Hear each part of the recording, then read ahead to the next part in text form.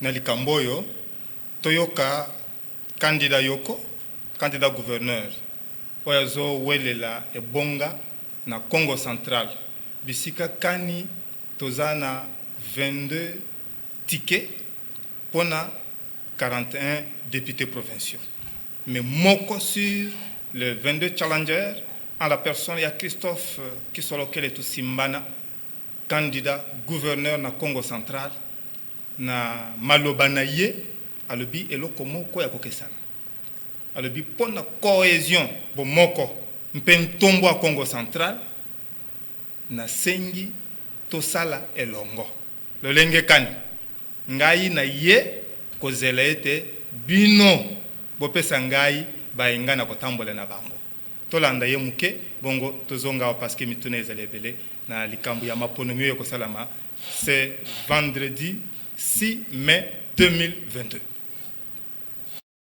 Et pendant cette gestion, j'ai parlé de contrôle parlementaire, j'ai parlé de chaque trimestre, j'ai parlé de secteur par secteur.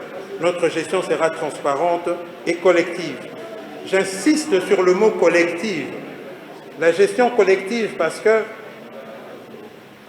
il faut que nous nous approprions la direction de notre province. Il faut qu'on sente, que nous sommes partie prenante dans ce qui se passe. Ce n'est pas normal que nous ne sachions pas combien rapporte le péage. Ça, c'est pas normal. Ce n'est pas normal que nous ne sachions pas, que nous ne connaissions pas ce que rapporte l'OBK, par exemple. Il faut que ce soit des informations auxquelles nous aurons accès. Très important pour nous. Je veux qu'on fasse de cette gestion une gestion collective, une gestion communautaire. Il faut que nous tous, nous retrouvons là-dedans, qu'on soit des acteurs. C'est dans ce cadre-là d'ailleurs, j'ai choisi pour option, si cette illustre assemblée nous donne la possibilité de travailler, j'ai choisi pour option, surtout parce que je suis un candidat indépendant. Indépendant dans le vrai sens du terme. Ça veut dire que je suis autonome. Et mon autonomie me permet aujourd'hui de déclarer solennellement, parce que nous sommes des hommes de parole.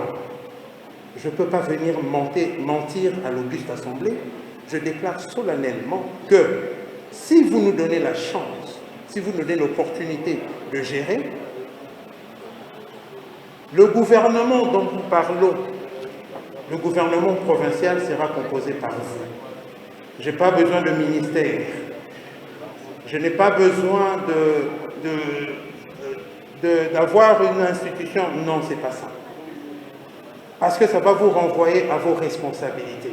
C'est ça le partage collectif du pouvoir. Que c'est les députés, c'est les honorables députés qui vont constituer le gouvernement et c'est eux qui vont gérer. C'est dans cette vision-là que je parle justement de cette gestion transparente et collective. J'accorde un regard assez particulier à notre province, à tous, qui est le Congo central, dont je me réclame comme un fils et dont je réclame aussi la paternité à travers le sacrifice de nos aïeux. On parle de Papa Simon Kimbam et on parle de nos pères, pour ceux qu'ils ont fait comme sacrifice.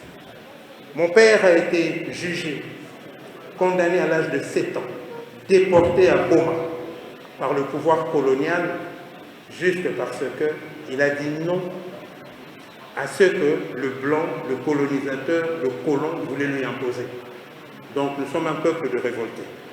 Et nous nous battons pour la justice, de père en fils. Honorables, nous allons nous occuper de la vie urbaine, de la vie dans nos villes, et en même temps, nous allons veiller surtout à l'amélioration de la qualité de vie en milieu rural, où vivent la majorité de nos concitoyens. À cette cause, le gouvernement que nous allons former avec vous soumettra à votre examen.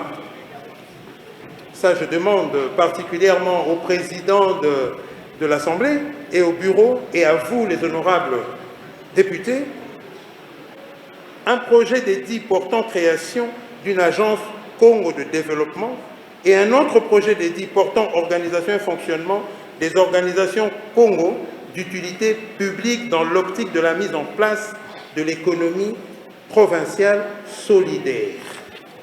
Très important pour nous. Chers grands électeurs, mesdames et messieurs, chers frères et sœurs les Congos, vous êtes sans l'ignorer qu'au sein de notre province, il s'est succédé depuis 1962 de feu Mwanda Vital, premier gouverneur du Congo central, à notre frère Mboutadou Matouguana, 30 gouverneurs à la tête de cette province, qui ont essayé, mais qui n'ont pas réussi à imposer un développement durable. Ce n'est pas parce qu'ils n'ont pas essayé, ce n'est pas parce qu'ils n'étaient pas intelligents, mais je pense qu'il y a autre chose au-delà de cette intelligence-là qui fait que